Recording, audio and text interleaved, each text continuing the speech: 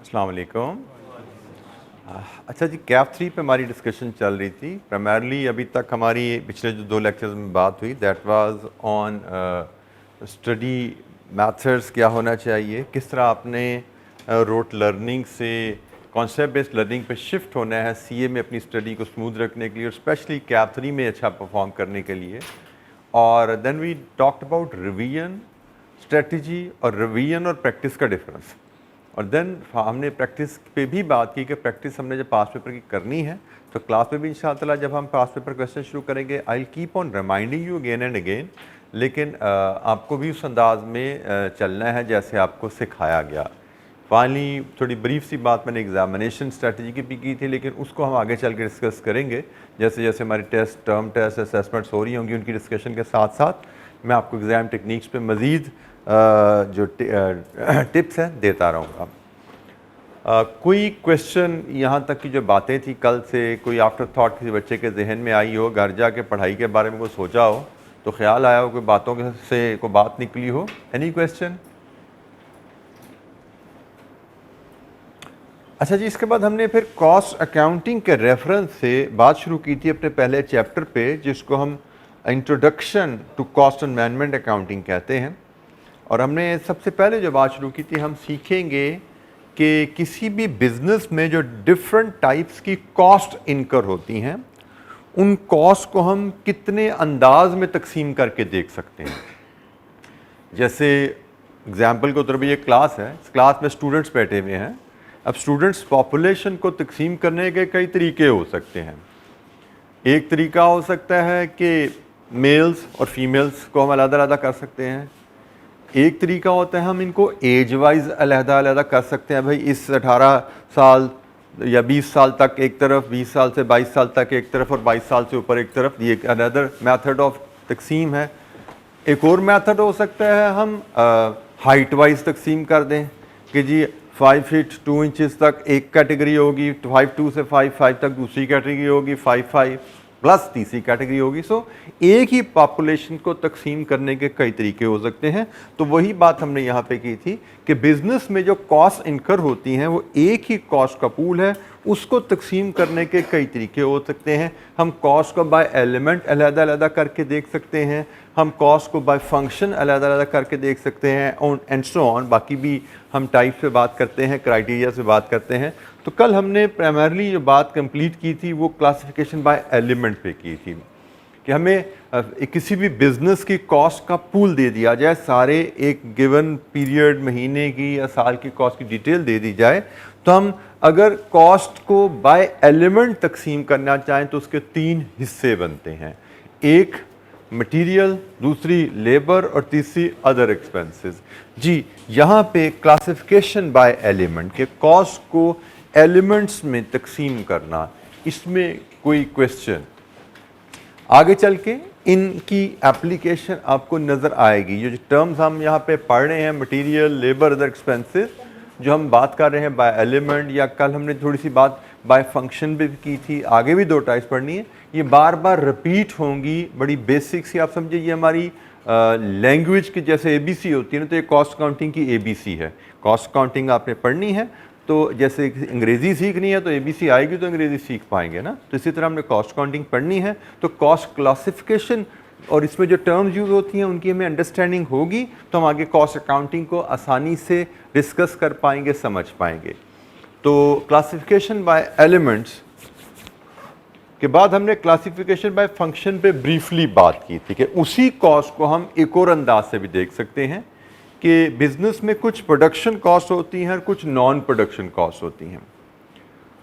जैसे हमें जो बिज़नेस की डिटेल दी गई उसमें फर्नीचर वर्कशॉप की हमने कल मिसाल ली थी। फर्नीचर वर्कशॉप की कॉस्ट की डिटेल दी गई हमें, उसमें कहा गया जी हमारे बिज़नेस में लकड़ी इस्तेमाल हुई है, तो लकड़ी यकीनन हमारी प्रोडक्शन प्रोसेस में इस्तेमाल हुई है, हम इसको प्रोडक्शन कॉस्ट कहेंगे। फिर हमें बताया जा सकता है कि हमने अपने प्रोडक्शन के वर्कर को सैलरी दी है, प्रोडक्शन वर्कर की सैलरी। अगर हम बाय एलिमेंट देखें तो ये लेबर है, लेकिन बाय फंक्शन देखें तो ये प्रोडक्शन की है। तो लकड़ी भी प्रोडक्शन कॉस्ट है और वर्कर की सैलरी भी प्रोडक्शन कॉस्ट है, क्योंकि अब हम बाय एलिमेंट नहीं लैदा कर रहे, अब हम बाय फंक्शन कर रहे हैं। फिर अगर हमें कहा जाए हमने अपने अकाउंटेंट को सैलरी दी, तो क्या अकाउंटेंट की सैलरी प्रोडक्शन कॉस्ट होती है? आंसर इज नो, ये नॉन प्रोडक्शन कॉस्ट है। फिर हमें कहा जाए हमने अपने सेल्समैन को सेल्स कमीशन दी, this is non production cost, क्योंकि सेल्समैन प्रोडक्शन में इन्वॉल्व नहीं है। सो प्रोडक्शन कॉस्ट से मुराद है वो तमाम खर्चे जो प्रोडक्शन करने के लिए ज़रूरी हैं। अच्छा, यहाँ पे एक और चीज़ ज़रा ध्यान में रखिएगा कि बिजनेसेस ज़रा अपनी आसानी के लिए, बिजनेसेस के मेन दो फंक्शन ही रहते हैं, एक प्रोडक्शन और एक नॉन प्रोडक्शन, और अक्सर ऑर्गेनाइजेशन में ये दो फंक्शंस दो डिफरेंट लोकेशंस पे ऑपरेट कर रहे होते हैं। अक्सर बिजनेसेस में प्रोडक्शन फंक्शन और नॉन प्रोडक्शन फंक्शन की लोकेशन, ऑफिसेज भी अलग होते हैं। प्रोडक्शन की फैक्ट्री अलहदा होती है और नॉन प्रोडक्शन के लिए जहाँ पे जिसमें सेल्स, एडमिनिस्ट्रेशन, डिस्ट्रीब्यूशन, बाकी फंक्शन आ जाते हैं, उनका ऑफिस अलहदा होता है। जैसे हम अपने डिफरेंट क्लाइंट्स को ऑडिट करते हैं, तो अभी पिछले दिनों मैं एक शुगर मिल का कॉस्ट ऑडिट कर रहा था, you will become familiar with this thing. तो उनका हेड ऑफिस लाहौर में गुलबर्ग में है और फैक्ट्री ओकाड़ा में है। इसी तरह हमारे एक और कंपनी है, बेवरेज कंपनी है, वो पेप्सी के ड्रिंक्स बनाते हैं, उनका हेड ऑफिस लाहौर में है और उनकी फैक्ट्री फैसलाबाद में है। ठीक है, सो देर आर मैनी बिजनेसेस जो अपने फैक्ट्री और प्रोडक्शन और नॉन प्रोडक्शन फंक्शंस को अलग-अलग ऑपरेट करते हैं। उसकी वजह शायद ये बन जाती है कि जस्ट फॉर योर नॉलेज से क्यों अलहदा रखा जाता है प्रोडक्शन को। बाज़ का प्रोडक्शन के लिए गवर्नमेंट को इंसेंटिव दे देती है फैक्ट्रियां लगाने के लिए, दूर दराज इलाकों में वहाँ फैक्ट्रियां लगाएं तो आपको टैक्स इंसेंटिव मिलेगा, तो फैक्ट्री इसलिए वहाँ जाके लगा ली जाती है। अनदर रीज़न, बाज़ का आपको जो रॉ मटीरियल चाहिए होता है वो दूर दराज इलाके में मिलता है। फॉर एग्जाम्पल, आप शुगर मिल की मैं बात कर रहा हूँ, तो शुगर मिल को लाहौर में लगा लेंगे ना, तो गन्ना तो ओकाड़े में उगता है, तो गन्ना ओकाड़े से आप ख़रीद के लाहौर लाएंगे तो वहाँ पे ख़र्चा बढ़ जाएगा। हमने अभी क्या पढ़ा था, कॉस्ट को कंट्रोल भी करना सीखना है हमने। तो फिर कॉस्ट कंट्रोल करने के लिए बेहतर यही लगता है फिर फैक्ट्री वहीं लगा लें जहाँ पे रॉ मटीरियल मिलता है, ताकि उसको हमें ट्रांसपोर्ट करने में ख़र्चा ना लगता हो। अच्छा, फिर हेड ऑफिस को वहाँ नहीं बनाया जाता, हेड ऑफिस को यहाँ बना लिया जाता है। तो हेड ऑफिस में जो नॉर्मली जिस तरह के प्रोफेशनल्स चाहिए होते हैं, जो बैंकों से डीलिंग करनी है, तो वो बैंक सारे बड़े शहरों में होते हैं। तो इसलिए नॉर्मली जो नॉन प्रोडक्शन फंक्शन होते हैं उनको अक्सर बिजनेसेस अलहदा बड़े शहरों में रखते हैं, और जो प्रोडक्शन फैसिलिटी होती है, फैक्ट्री होती है, उसको अक्सर बिजनेसेस जो हैं वो अपने आउटस्कर्ट्स में या छोटे शहरों में उसको प्लान करते हैं। तो नॉर्मली आसानी के लिए, मैं आपकी आसानी के लिए मैंने यूँ कहानी क्यों बनाई कि भाई प्रोडक्शन कॉस्ट और नॉन प्रोडक्शन कॉस्ट, जो फैक्ट्री प्रेमिसेस में जो भी खर्चा हो रहा है ना, आप उसको प्रोडक्शन कॉस्ट में क्लब कर सकते हैं, शामिल कर सकते हैं। और हेड ऑफिस में जहाँ पे नॉन प्रोडक्शन फंक्शन होते हैं, वहाँ के सारे खर्चों को आप नॉन प्रोडक्शन में डाल सकते हैं। तो ये एक आसानी हो जाती है, इसलिए हम इसको फैक्ट्री कॉस्ट भी कहते हैं। प्रोडक्शन कॉस्ट को, मैन्युफैक्चरिंग कॉस्ट को हम फैक्ट्री कॉस्ट भी कहते हैं। अक्सर किताबों में इसको फैक्ट्री कॉस्ट के नाम से लिखा जाता है, क्योंकि फैक्ट्री में प्रोडक्शन या मैन्युफैक्चरिंग फैसिलिटी, मैन्युफैक्चरिंग का काम किया जाता है। अच्छा, नॉन प्रोडक्शन कॉस्ट को बाद में हम मज़ीद फर्दर क्लासीफाई कर सकते हैं। जैसे सेल्समैन को हमने कमीशन दी तो उसको हम सेलिंग कॉस्ट में डाल सकते हैं। हमने जो डिस्ट्रीब्यूशन के लिए, डिस्ट्रीब्यूशन फंक्शन क्या होता है किसी कंपनी का? डिस्ट्रीब्यूशन फंक्शन होता है कि फिनिश गुड्स को अपनी फैक्ट्री से उठा के कस्टमर के प्रेमिसेस तक पहुंचाना। नॉर्मली डिस्ट्रीब्यूशन के लिए इदारों ने अपनी व्हीकल्स रखी होती हैं, ड्राइवर्स रखे होते हैं, कस्टमर के ऑर्डर्स के मुताबिक उनको माल दिया जाता है, वो फिनिश गुड से माल उठा के कस्टमर के प्रेमिसेस तक पहुंचाते हैं। तो ये डिस्ट्रीब्यूशन के अक्सर इदारों में अलहदा डिपार्टमेंट होते हैं। तो अगर हमने गाड़ियों में, डिस्ट्रीब्यूशन वाली गाड़ियों में पेट्रोल डलवाया है तो ये डिस्ट्रीब्यूशन कॉस्ट है। ड्राइवर्स को सैलरी दी है, नॉन प्रोडक्शन है लेकिन डिस्ट्रीब्यूशन कॉस्ट है। तो इस तरह हम मज़ीद नॉन प्रोडक्शन कॉस्ट को फर्दर फंक्शंस में डिवाइड कर सकते हैं, क्योंकि नॉन प्रोडक्शन में फर्दर फंक्शंस, सेलिंग फंक्शन होता है, एडमिनिस्ट्रेटिव फंक्शन होता है, डिस्ट्रीब्यूशन फंक्शन होता है, मार्केटिंग फंक्शन होता है, फाइनेंस का फंक्शन होता है। ठीक है, हम नॉन प्रोडक्शन कॉस्ट को फर्दर फंक्शंस में डिवाइड कर सकते हैं। Broader category production and non production function दो हैं, लेकिन नॉन प्रोडक्शन में मज़ीद फंक्शंस में आप कॉस्ट को तकसीम कर सकते हैं। तो ये जनाब प्रोडक्शन एंड नॉन प्रोडक्शन की कहानी होगी कि हम किसी भी बिजनेस कॉस्ट को अगर चाहें तो बाय फंक्शन भी तकसीम कर सकते हैं। जी, एनी क्वेश्चन, कोई सवाल यहाँ पे? ये अभी तक हमारी कल की जो ब्रीफ डिस्कशन थी उसी को मैंने रीकैप लिया, उसी को मज़ीद मैंने एलैबोरेट किया। कोई सवाल यहाँ तक? फाइनेंस कॉस्ट में वैसे तो जो फाइनेंस डिपार्टमेंट है उसकी उसकी सैलरीज़ हैं वो भी आ सकती हैं, लेकिन फाइनेंस कॉस्ट में जो आप फाइनेंस हासिल करते हैं, फाइनेंस से मुराद फंड्स, फाइनेंस से मुराद फंड्स, आप बिजनेस जो फंड्स लेता है वो फंड्स अगर हम लोन की सूरत में ले रहे हैं तो उस फाइनेंस की कॉस्ट क्या होगी? इंटरेस्ट। तो ये भी फाइनेंस कॉस्ट है, ठीक है। तो फाइनेंस कॉस्ट में फाइनेंस डिपार्टमेंट की कॉस्ट भी आ सकती है, और फाइनेंस कॉस्ट में आप फाइनेंस की जो कॉस्ट है, कॉस्ट ऑफ यूजिंग फाइनेंस, वो भी आ सकती है, जो कि लोन के केस में इंटरेस्ट होती है। जी, एनी अदर क्वेश्चन? जी बेटा, रॉ मटेरियल का फ्रेट, तो वो तो आपको अकाउंटिंग में सिखाया गया होगा ना, मुझसे ज़्यादा आपको पता होगा। कौन बताएगा? रॉ मटेरियल ख़रीदने पे जो हम किराया पे करते हैं वो कहाँ जाता है? वो रॉ मटेरियल की कॉस्ट में ऐड हो जाता है। आपने 10 रुपये सप्लायर को पे किए और उस रॉ मटेरियल को अपनी फैक्ट्री में लाने पे 2 रुपये का किराया लग गया, तो आप लिखोगे मुझे ये रॉ मटेरियल 12 रुपये का पड़ा। जी, raw material cost ultimately production में इस्तेमाल होगी, वो आपने रॉ मटेरियल की कॉस्ट में ऐड कर दिया, और फिर रॉ मटेरियल आपका है प्रोडक्शन में इस्तेमाल होता है, फिनिश गुड्स बनाने के लिए इस्तेमाल होता है, तो it becomes production cost. Raw material cost का हिस्सा बना, transport inward of raw material cost का हिस्सा बना, और रॉ मटेरियल फिर आपकी प्रोडक्शन कॉस्ट का हिस्सा बन जाती है अल्टीमेटली, ठीक है।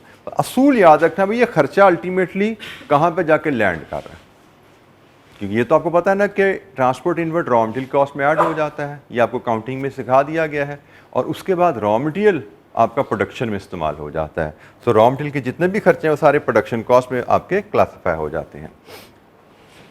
अच्छा,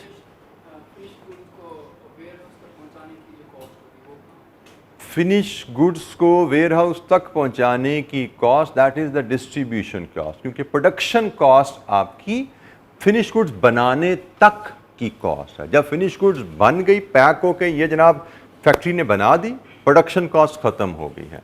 प्रोडक्शन कॉस्ट शुरू होती है रॉ मटेरियल से और ख़त्म हो जाती है फिनिश गुड्स की पैकिंग तक। उसके बाद से आगे सारे फिर नॉन प्रोडक्शन खर्चे शुरू हो जाएंगे, वो डिस्ट्रीब्यूशन है, वो सेलिंग है, whatever it is. Production cost finish goods की पैकिंग जब होगी उसके बाद जो भी खर्चा है वो प्रोडक्शन का खर्चा नहीं है, क्योंकि प्रोडक्शन कॉस्ट की डेफिनेशन क्या है? रॉ मटेरियल को फिनिश गुड्स में कन्वर्ट करने तक जो खर्चा लगा वो आपका प्रोडक्शन कॉस्ट है, क्योंकि प्रोडक्शन प्रोसेस में जो खर्चा लगा वो प्रोडक्शन कॉस्ट है। तो प्रोडक्शन प्रोसेस आपका फिनिश गुड्स बनने के साथ ही खत्म हो गया। ये बड़े बेसिक पॉइंट होते हैं। आपने अच्छा सवाल किया, ये चीज़ें आपने जहन में रखनी है कि हमारी जो प्रोसेसेस हैं, जो बिजनेसेस की टाइमलाइंस हैं, जो बिजनेसेस की टर्मिनोलॉजीज़ हैं, उनको आपने साथ साथ सीखते जाना है और याद करते जाना है। अच्छा, ये कुछ एग्जांपल्स हैं। जी बेटा, that is not production cost, that can be considered as distribution cost, क्योंकि फिनिश गुड्स जब बन गई हैं तो now they are available for distribution to the customer. तो फिनिश गुड्स की जो स्टोरेज कॉस्ट होती है that is not production cost, that will be considered as distribution cost, because finish goods are now waiting for dispatch to customer. तो customer finish good factory से निकलने से लेके कस्टमर तक पहुंचने के जो खर्चे हैं उनको हम डिस्ट्रीब्यूशन कॉस्ट में नॉर्मली क्लासीफाई करते हैं, ठीक है। क्योंकि फिनिश गुड जब प्रोडक्शन बन गई है, अब उन्होंने कस्टमर तक हमें पहुंचाना है। तो फिनिश गुड्स बनने से लेके, जैसे आपके साथी ने कहा, फिनिश गुड्स को पहले वेयर हाउस में शिफ्ट किया जाएगा, दैट इज डिस्ट्रीब्यूशन कॉस्ट। फिर वेयर हाउस में हमें किराया देना पड़ेगा, that will be considered as distribution cost. फिर वेयर हाउस से गाड़ी में डाल के कस्टमर के गोदाम तक पहुंचाना पड़ेगा, दैट इज डिस्ट्रीब्यूशन कॉस्ट। उसमें जो पेट्रोल लगा, उसमें गाड़ियों की डेप्रिसिएशन लगी, उसमें कोई हमें रोड टैक्स देना पड़ा, को मोटरवे पे पड़ गए हैं तो टैक्स पड़ गया, जीटी रोड पे पड़े तो हर 25-30 किलोमीटर के बाद 50 रुपए का टोकन आ जाता है, वो टैक्स पड़ गया, दैट इज डिस्ट्रीब्यूशन कॉस्ट। जी कोई और सवाल? अच्छा, ये हमारे पास एक छोटी सी एक्टिविटी है, अभी तक हमने जो बात की फंक्शंस की, तो उससे रिलेटेड ये एक एक्टिविटी है। रिक्वायरमेंट है जी क्या, complete the following table by classifying each expense correctly. ये हमें क्लासिफिकेशन दी गई हैं, number 1 production, number 2 selling, number 3 distribution, number 4 administration और नंबर 5 फाइनेंस। और ये हैं कॉस्ट जिनको हमें तकसीम करना है इन क्लासिफिकेशन में। सबसे पहले ओवरऑल फॉर मशीन वर्कर, अब इनमें से किस हेड में जाएगी? This is production cost. Overall मतलब जो कोट पहनते हैं वर्कर्स सेफ्टी के लिए कि उनके कपड़े जो हैं वो मशीन में ना फंस जाएं, तो ओवरऑल मशीन वर्कर को देगी जो प्रोडक्शन में इन्वॉल्व है। मशीन्स तो प्रोडक्शन में इस्तेमाल होती हैं, तो मशीन्स को चलाने वाले जो ह्यूमंस हैं उनको आपने यूनिफॉर्म दी है, तो ये खर्चा आपका प्रोडक्शन का खर्चा है। मैं इसको नंबर 1 में बाय नंबर यहाँ पे मार्क करता हूँ, ये प्रोडक्शन का खर्चा है। Cost of printer cartridges in a general office, this is administrative cost, बिल्कुल ठीक है जी, general office administrative cost. Number 4 salary of factory supervisor, factory का वर्ड जहां पे भी आ जाएगा ना वो प्रोडक्शन कॉस्ट बन जाएगी। फैक्ट्री का सुपरवाइजर है तो फैक्ट्री में तो प्रोडक्शन का काम ही होता है, ये प्रोडक्शन कॉस्ट है। Salary of payroll supervisor, this is administrative cost, क्योंकि नॉर्मल ऑर्गेनाइजेशन में जो सैलरी की working banana, period and month and पे नॉर्मली सैलरी दी जाती है, तो उसकी वर्किंग बना जाती है कि हमारे पास कितने लोग काम कर रहे हैं, उनकी कितनी दिनों की हाजिरी है, उनकी मंथली तनख्वाह के हिसाब से उनका कितना सैलरी बिल बनता है। नॉर्मली ये काम एडमिनिस्ट्रेशन के पास होता है, लेकिन उससे थोड़ा सा हम बेहतर करें, इस तरह का फंक्शन किस स्पेसिफिक डिपार्टमेंट के पास जाता है? इससे बेहतर कोई नाम हमारे दिन में आता है किसी डिपार्टमेंट का एडमिनिस्ट्रेटिव से? HR, बिल्कुल ठीक है। आपने ये HR का नाम कहाँ पढ़ा होगा? I2B में पढ़ा होगा, बिल्कुल पढ़ा हुआ आपने। तो हमारा नॉर्मली ह्यूमन रिसोर्सेज डिपार्टमेंट होता है जो उसका के काम कर रहा होता है। सैलरी बनाना, सैलरी की पेमेंट करना, वो फाइनेंस डिपार्टमेंट का काम है। सैलरी किसको कितनी देनी है वो पेरोल सुपरवाइजर बनाएगा। सैलरी किस एम्प्लॉई को कितनी देनी है, किस एम्प्लॉय का कितना हक है, ये कैलकुलेट करना सैलरी सुपरवाइजर का या पेरोल सुपरवाइजर का काम है, जो कि असूलन बड़ी ऑर्गेनाइजेशन में HR डिपार्टमेंट अलहदा होता है, उसमें काम कर रहा होता है। लेकिन ऑर्गेनाइजेशन जो छोटे साइज की होती है वो अलहदा से HR डिपार्टमेंट अफोर्ड नहीं करती, क्योंकि हर डिपार्टमेंट बनाते हैं ना तो डिपार्टमेंट का मैनेजर हायर करना पड़ता है, हर मैनेजर को आपको फिर लाखों में तनख्वाह देनी पड़ती है। तो जो बड़ी ऑर्गेनाइजेशन है वो तो HR डिपार्टमेंट बनाएंगी, अपना सुपरवाइजर भी रखेंगी। तो जैसे यहाँ पे अगर HR का वर्ड लिखा गया होता तो मैं इस कॉस्ट को HR में डालता, because that is the primary department for this function. लेकिन अगर यहाँ पे HR डिपार्टमेंट इस इदारे में नहीं है तो फिर ये फंक्शन आपका एडमिनिस्ट्रेटिव के पास जा सकता है। तो हम इसको नंबर 4 असाइन करते हैं। अच्छा जी, rent of warehouse for storing goods ready for sale, ये हमारी अभी बात हो रही थी, ये तो डिस्ट्रीब्यूशन कॉस्ट है। डिस्ट्रीब्यूशन कॉस्ट मतलब नंबर 3। लोन का इंटरेस्ट, ये फाइनेंस कॉस्ट है, मतलब number 5। Salary of factory security guard, production, क्योंकि फैक्ट्री का वर्ड जहां पे आ जाएगा वहां पे वो प्रोडक्शन कॉस्ट में क्लासिफाई हो जाएगा। फैक्ट्री का गार्ड है, फैक्ट्री का स्वीपर है, फैक्ट्री में रॉ मटेरियल के इन्वेंट्री का स्टोर इंचार्ज है, फैक्ट्री में जो भी काम, जो भी एम्प्लॉय फैक्ट्री में काम कर रहा है, जो भी कॉस्ट फैक्ट्री में इनकर हो रही है वो प्रोडक्शन कॉस्ट में क्लासिफाई हो जाती है। अच्छा, ये डिस्कशन हमारी कंटिन्यू है, मजीद आगे कुछ एग्जाम्पल हैं, इनको भी लेते हैं। वही कैटेगरीज हैं। Early settlement discounts for customer who पे अर्ली, आप कस्टमर को ऑप्शन दे रहे हैं। अक्सर यू शुड नो बिजनेसेस में नॉर्मली जो सेल की जाती है वो क्रेडिट पे की जाती है। क्रेडिट पे सेल से मुराद उधार सेल, बिल्कुल ठीक है। नॉर्मली बिजनेस में सेल क्रेडिट पे की जाती है, कस्टमर को चीज़ें दी जाती हैं और कंपनी अपनी टर्म बताती है जी आप 30 दिन में पेमेंट कर देना। 100 रुपये की मैं आपको प्रोडक्ट दे रहा हूँ, 30 दिन बाद 30 दिन में आप मुझे 100 रुपया पे कर सकते हैं। अर्ली सेटलमेंट डिस्काउंट क्या होता है? कंपनी कहती है जी अगर आप 10 दिन में पैसे दे दें तो आपको 2% डिस्काउंट है, 100 ना देना 98 दे देना। This is called early settlement discount. Normally sales credit पे है, क्रेडिट में उधार का पीरियड बताया जाता है 30 दिन। अर्ली सेटलमेंट क्या है कि अगर आप पूरा उधार का पीरियड इस्तेमाल नहीं करते और जल्दी पे कर देते हैं तो कंपनी, जैसे मैंने आपको कंपनी की टर्म बताई कि 10 दिन में पे कर देंगे तो 2% डिस्काउंट दे देंगे। This is called early settlement discount. तो अब हम बात करते हैं अर्ली सेटलमेंट डिस्काउंट किस नोयत की कॉस्ट है। पहली बात, ये प्रोडक्शन तो नहीं है, ठीक है, ये नॉन प्रोडक्शन। अब नॉन प्रोडक्शन में है तो किस कैटेगरी में क्लासिफाई करेंगे इसको हम सेलिंग में क्लासिफाई कर सकते हैं। There is another option as well, but फिलहाल हम इसको सेलिंग के हिसाब से डिस्कस कर लेते हैं। दूसरी ऑप्शन पे हम बात फिर आगे चल के कभी कर लेंगे। तो हम इसको कहते हैं ये सेलिंग कॉस्ट है। सेलिंग कॉस्ट हम क्यों कह रहे हैं कि हम ये टर्म कस्टमर्स को अट्रैक्ट करने के लिए, सेल्स को प्रमोट करने के लिए ऑफर कर रहे हैं। हम ये अनाउंसमेंट करते हैं जी अगर आप हमें जल्दी पे करते हैं तो हम 2 रुपये चीज आपको सस्ती दे रहे हैं। This will attract some customer, वो कस्टमर जो कैश रिच हैं। कुछ कस्टमर होते हैं जिनके पास कैश की कमी होती है, उनको पैसा आना ही 25-30 दिन बाद कहीं से आना है, फिर ही वो हमें दे सकते हैं। लेकिन कुछ कस्टमर होते हैं जिनके पास कैश अबंडेंस में अवेलेबल होता है, उनको अगर ऑप्शन नजर आए भी जल्दी पैसा देगा, चीज सस्ती मिल सकती है, तो they will be attracted towards our company, they will become our new customer.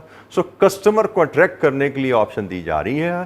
तो ये सेलिंग कॉस्ट है, सेल्स को प्रमोट करने के लिए खर्चा किया जा रहा है। Salary of chairman PA, company का जो हेड है, दिस इज एडमिनिस्ट्रेटिव कॉस्ट, बिल्कुल ठीक है जी। Road tax licence for delivery vehicle, this is distribution. Number 3, bank overdraft fee. Bank overdraft क्या होता है? बैंक से टेम्परेरी लोन लिया जाना, ठीक है। बैंक ओवरड्राफ्ट इज बैंक से टेम्परेरी लोन, कि आपके बैंक में 100 रुपया पड़ा हुआ है और आपको अपने सप्लायर को पेमेंट के लिए 500 की जरूरत है।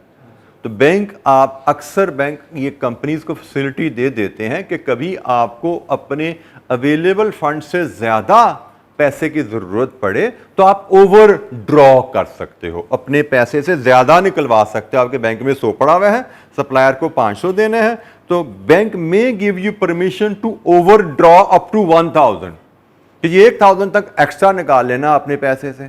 तो जनाब हमारे बैंक में 100 है, हमने 500 देने हैं सप्लायर को, इसका मतलब हमें 400 ओवर ड्रॉ करने की जरूरत है, 400 में बैंक से लोन लेने की जरूरत है। ओवरड्राफ्ट इज टेम्परेरी लोन, ये आपको जब जरूरत होती है आप निकाल लेते हैं, जब आपको पैसे आ जाते हैं आप बैंक में फौरन जमा करा देते हैं। जब तक आपका बैंक ओवर ड्रॉन रहता है, जितनी अमाउंट से ओवर ड्रॉन रहता है, सिर्फ उस अमाउंट पे उतने दिनों का इंटरेस्ट आप पे करते हैं। It is different from bank loan. Bank loan में बैंक आपको 500 का लोन दे देता है 1 साल के लिए, ये लीजिए 500 पकड़िए, 1 साल तक आपका है, 1 साल बाद विद इंटरेस्ट वापस कीजिएगा। This is bank loan. अब वो पैसा आप 100 इस्तेमाल करो, 200 इस्तेमाल करो, 400 करो, बैंक में आपके पड़ा रहेगा। बैंक ने आपके 500 आपके हवाले किए, लोन की कहानी अलहदा है, ठीक है। ओवरड्राफ्ट की कहानी अलहदा है। ओवरड्राफ्ट टेम्परेरी लोन होता है। तो ये इसकी जो फीस है वो यकीनन आपकी फाइनेंस कॉस्ट है। Number 5, salesman commission, selling cost. हमारे पास salesman commission, selling cost number 2 available है, यहाँ पे क्लासिफाई होगा। तो ये हमने जनाब बाय फंक्शन बात की कि हम चाहें तो अपने बिजनेस की कॉस्ट को बाय फंक्शन भी तकसीम कर सकते हैं। फंक्शंस के 2 ब्रॉड जो ग्रुप्स हैं, एक प्रोडक्शन, एक नॉन प्रोडक्शन, और देन नॉन प्रोडक्शन में फर्दर क्लासिफिकेशंस आ जाती हैं, selling, administration, distribution, finance etcetera. ये हमारी नॉन प्रोडक्शन कॉस्ट के डिफरेंट सब क्लासेस हैं जी। एनी क्वेश्चन यहाँ तक जी? ये टर्म्स जो हम डिस्कस कर रहे हैं, मैं फिर बता दूं, ये आगे चल के हमारे सामने बार बार आएंगी। जब तक हम कॉस्ट काउंटिंग पढ़ते रहेंगे ये टर्म्स हमारे सामने आती रहेंगी, बल्कि ओवरऑल कॉस्ट क्लासिफिकेशन में जो टर्म्स हमने सीखनी है बार बार हमारे सामने आएंगी। अच्छा जी, नेक्स्ट क्लासिफिकेशन बड़ी ही अहम क्लासिफिकेशन, सारी अहम है लेकिन ये थोड़ी सी कॉस्ट अकाउंटिंग के रेफरेंस से ज़्यादा यूज़ होने वाली क्लासिफिकेशन, इसको हम कहते हैं classification by nature. Classification by nature, इसमें दो हिस्से होते हैं जी, दो टाइप्स हैं, एक डायरेक्ट कॉस्ट होती है और एक इनडायरेक्ट कॉस्ट होती है। क्लासिफिकेशन बाय नेचर में दो हेडिंग्स हैं, direct cost and indirect cost. अच्छा जी, डायरेक्ट कॉस्ट में समझिए आप जरा, ये it is a part of production cost. अब ये देखिए, अब ये दो क्लासिफिकेशन मिक्स होने जा रही हैं कि प्रोडक्शन कॉस्ट का एक हिस्सा है जिसको हम डायरेक्ट कॉस्ट कहते हैं। तो इससे ये तो पता लग गया कि नॉन प्रोडक्शन कॉस्ट में कोई डायरेक्ट कॉस्ट नहीं होती, सिर्फ प्रोडक्शन कॉस्ट के एक हिस्से को डायरेक्ट कॉस्ट कहते हैं। प्रोडक्शन कॉस्ट क्या, नॉन प्रोडक्शन कॉस्ट की अभी हम पढ़ के हैं पिछली स्लाइड पे। अब हम कह रहे हैं जी प्रोडक्शन कॉस्ट के एक हिस्से को हम डायरेक्ट कॉस्ट भी कह सकते हैं, और वो हिस्सा कौन सा है? प्रोडक्शन कॉस्ट का वो हिस्सा which can be traced directly with accuracy to a specific cost object. Cost object से मुराद प्रोडक्ट है। प्रोडक्शन कॉस्ट का वो हिस्सा जो एक प्रोडक्ट पे विद एक्यूरेसी ट्रेस किया जा सकता है। हम दोबारा मिसाल लेते हैं, कल हमने शुरू की थी फर्नीचर वर्कशॉप की।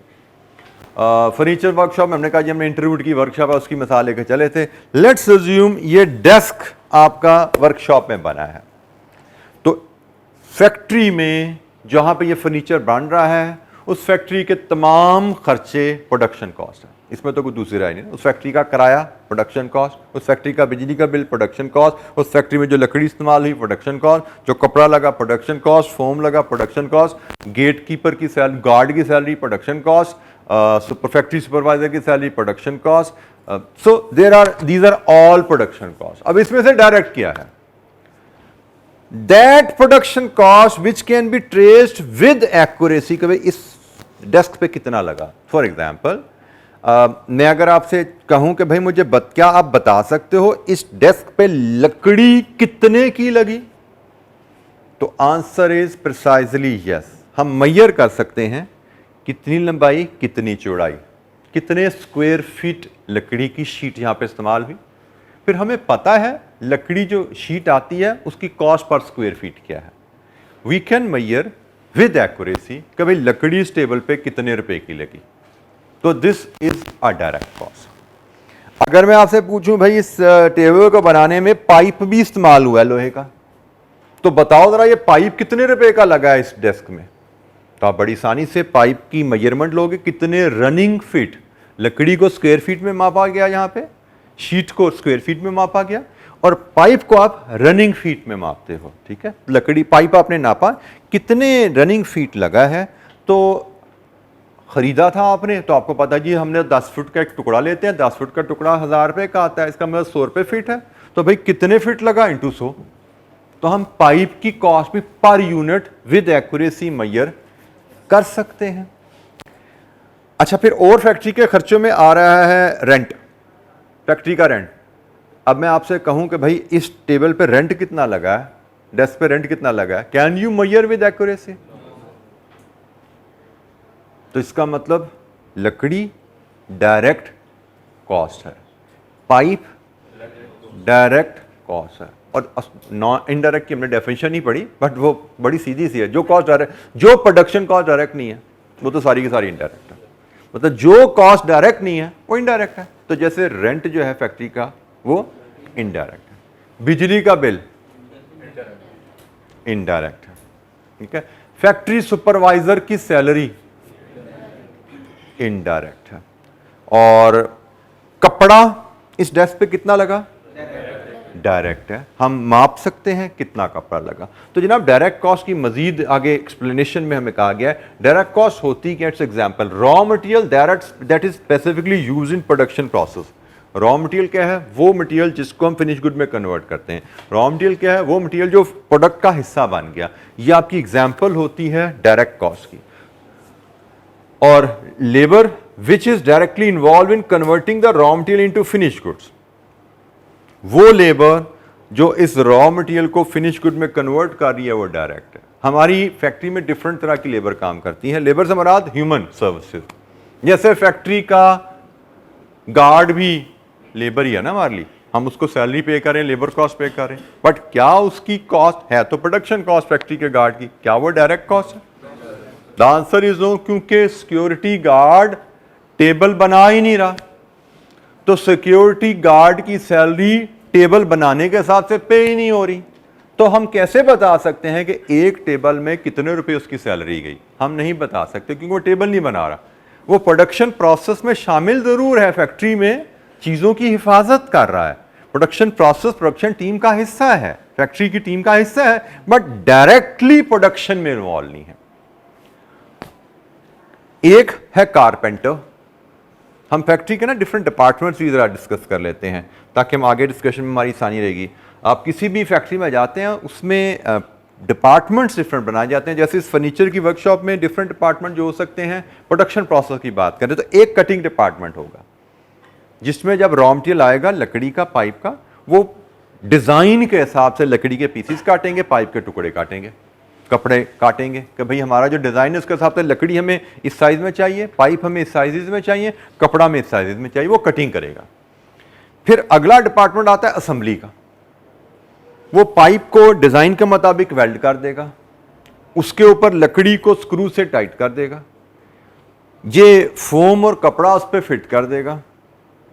उससे अगला डिपार्टमेंट आएगा शायद फिनिशिंग का, जो मे बी इस लकड़ी के ऊपर पॉलिश कर देगा, लोहे के ऊपर पेंट कर देगा, ठीक है, फिनिशिंग डिपार्टमेंट। और मे बी उसके बाद शायद पैकिंग डिपार्टमेंट हो सकता है, there may be other departments as well, लेकिन एक जनरल नॉर्मल प्रोडक्शन प्रोसेस एक फर्नीचर वर्कशॉप के रेफरेंस से शायद ऐसे डिवाइड होगा। सो पहला काम कटिंग का हो जाएगा, प्रोडक्शन का पहला स्टेप। दूसरा स्टेप असेंबली का हो जाएगा, असेंबली का मतलब जोड़ना। तीसरा स्टेप फिनिशिंग का हो जाएगा, मतलब प्रोडक्ट को कस्टमर के लिए रेडी करना। और आखिरी स्टेप पैकिंग का हो जाएगा, भी कस्टमर के लिए डिस्पैच के लिए पैक करना, ठीक है जी। सो अब हम असेंबली वर्कर की तरफ आते हैं। अब असेंबली डिपार्टमेंट में हमारे वर्कर्स काम कर रहे हैं। हमने वर्कर को एंगेज किया हुआ है, एक वर्कर लकड़ी काटने पे लगा हुआ है, एक वर्कर पाइप काटने पे लगा हुआ है, एक वर्कर कपड़ा काटने पे लगा हुआ है। जो वर्कर लकड़ी काट रहा है उसकी तनख्वाह है 50 रुपए पर डेस्क। जो वर्कर पाइप काट रहा है उसकी तनख्वाह है 100 रुपया पर डेस्क। जो कपड़ा काट रहा है उसकी तनख्वाह है 25 रुपए पर डेस्क। अब मुझे बताइए, इन तमाम वर्कर्स की सैलरी जो हम पे कर रहे हैं, क्या ये डायरेक्ट कॉस्ट है? आंसर इज यस, क्योंकि उनकी सैलरी ही हमने पर यूनिट रखी हुई है। और डेफिनेशन क्या डायरेक्ट कॉस्ट की? Which can be traced with accuracy to a specific product. एक प्रोडक्ट बनाने पे कितना खर्चा आया, हर वो कॉस्ट जो विद एक्यूरेसी मेजर की जा सकती है, एक प्रोडक्ट यूनिट बनाने पे कितना लगा, उसको हम डायरेक्ट कहते हैं। मैं फिर बता दूं कि हमने अभी मिसाल ली मटेरियल की। मटेरियल में हमने डायरेक्ट मटेरियल की मिसालें ली कि इसमें लकड़ी, इसमें पाइप, इसमें कपड़ा, वो डायरेक्ट है। फिर हमने मिसाल ली लेबर की। लेबर में हमने कहा जी जो प्रोडक्शन वर्कर है उसकी सैलरी तो डायरेक्ट है, लेकिन जो गेट पे खड़ा है वो इनडायरेक्ट है। अच्छा, अब जरा हम मटेरियल में भी थोड़ी इनडायरेक्ट की बात करें। कटिंग में कोई मशीनें भी इस्तेमाल होती हैं, आपको पता है ना, कोई ना कोई मशीन इस्तेमाल होगी जिससे ये कटिंग हो रही है, लकड़ी की, पाइप की, कपड़े की। और मशीनों में कुछ पुर्जे इस्तेमाल होते हैं, जैसे लकड़ी की कटिंग में ब्लेड्स यूज हो रहे होंगे, उस मशीन में लुब्रिकेशन ऑयल डाल रहा होगा, कोई ग्रीजिंग हो रही होगी, अब वो भी मटेरियल है, प्रोडक्शन में इस्तेमाल हो रहा है। लेकिन क्या ब्लेड की कॉस्ट डायरेक्ट?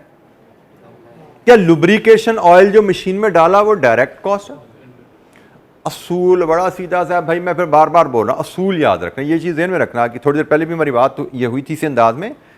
आपको असूल याद रखने हैं, असूलों को एक्सप्लेन करने के लिए जो एग्जाम्पल दी जाती है वो याद नहीं रखनी, क्योंकि एक कॉस्ट डायरेक्ट भी हो सकती है किसी फैक्ट्री में, वही कॉस्ट दूसरी फैक्ट्री में इनडायरेक्ट भी हो सकती है। जैसे मैंने आपको कहा कि भाई लुब्रिकेशन ऑयल इनडायरेक्ट है, क्योंकि नॉर्मली लुब्रिकेशन ऑयल मशीन में डला है, वो एक यूनिट पे कितना लगा हमें नहीं पता। ब्लेड इनडायरेक्ट है, क्योंकि ब्लेड एक प्रोडक्ट के लिए नहीं इस्तेमाल होता, ब्लेड इस्तेमाल होता है मशीन में, उससे कितने ही यूनिट्स बन रहे हैं और हमें नहीं पता कितने यूनिट्स बनते हैं। कोई ब्लेड 10 यूनिट चलाता है, कोई 12 चलता है, कोई 15 चलता है, उसके बाद खराब होता है। हमें नहीं पता कि एक प्रोडक्ट पे कितने रुपए का ब्लेड की कॉस्ट लगी। सो हमने मटेरियल में भी बात कर ली, डायरेक्ट मटेरियल भी होता है, इनडायरेक्ट मटेरियल भी होता है। हमने लेबर में भी बात की, डायरेक्ट लेबर भी होती है, इनडायरेक्ट लेबर भी होती है। इसी तरह एक्सपेंसेस में भी डायरेक्ट एक्सपेंसेस भी होते हैं, इनडायरेक्ट एक्सपेंसेस भी होते हैं। जैसे मैंने थोड़ी देर पहले एग्जांपल दी थी फैक्ट्री रेंट की। अब फैक्ट्री रेंट ना मटेरियल है ना लेबर है, ये एक्सपेंसेस है, and it is not direct cost, क्योंकि फैक्ट्री रेंट तो आपने दिया पूरी फैक्ट्री का 1 महीने का किराया 1 लाख रुपया। अब उसमें 1 यूनिट बनाए, 2 बनाए, 100 बनाए, यू कैन नॉट ट्रेस, क्योंकि rent is not paid for unit. अब यहां पे मैं एक बात क्लियर करूं, रेंट अगर आप पे कर रहे हो पर मंथ तो ये इनडायरेक्ट है, but there may be a situation जहां पे एग्जामिनर में टेस्ट यू वो कहे जी कंपनी का एग्रीमेंट है रेंट का पर यूनिट प्रोड्यूस के हिसाब से, कंपनी 10 रुपए पर यूनिट रेंट पे करती है, जितने यूनिट बनाएगी उस हिसाब से रेंट पे करेगी, तो अब ये डायरेक्ट बन गया। तो मैंने जो आपको थोड़ी देर पहले कहा ना कि आपने मिसाल को नहीं याद रख लें कि रेंट इनडायरेक्ट होता है, ये नहीं याद रख लेना, रेंट डायरेक्ट भी हो सकता है। याद रखना है आपने असूल को कि भाई जो भी प्रोडक्शन का खर्चा विद एक्यूरेसी पर यूनिट हम मेजर कर सकते हैं वो डायरेक्ट है, और जो प्रोडक्शन का खर्चा विद एक्यूरेसी मेजर नहीं हो सकता वो इनडायरेक्ट है। बल्कि हम इस तरह कहेंगे डायरेक्ट कॉस्ट के अलावा सारी बिजनेस कॉस्ट इनडायरेक्ट है, डायरेक्ट कॉस्ट के अलावा सारी बिजनेस कॉस्ट इनडायरेक्ट होती हैं। डायरेक्ट कॉस्ट सिर्फ प्रोडक्शन कॉस्ट का एक छोटा सा हिस्सा है, उसके अलावा बिजनेस की सारी कॉस्ट इनडायरेक्ट है, वो प्रोडक्शन है या नॉन प्रोडक्शन। नॉन प्रोडक्शन सारी इनडायरेक्ट है और प्रोडक्शन भी सारी इनडायरेक्ट हो जाती हैं डायरेक्ट कॉस्ट के अलावा। अच्छा, ये अदर एक्सपेंसेस में हमारे पास मिसाल है रॉयल्टी की। रॉयल्टी की बता सकते हैं व्हाट इज रॉयल्टी?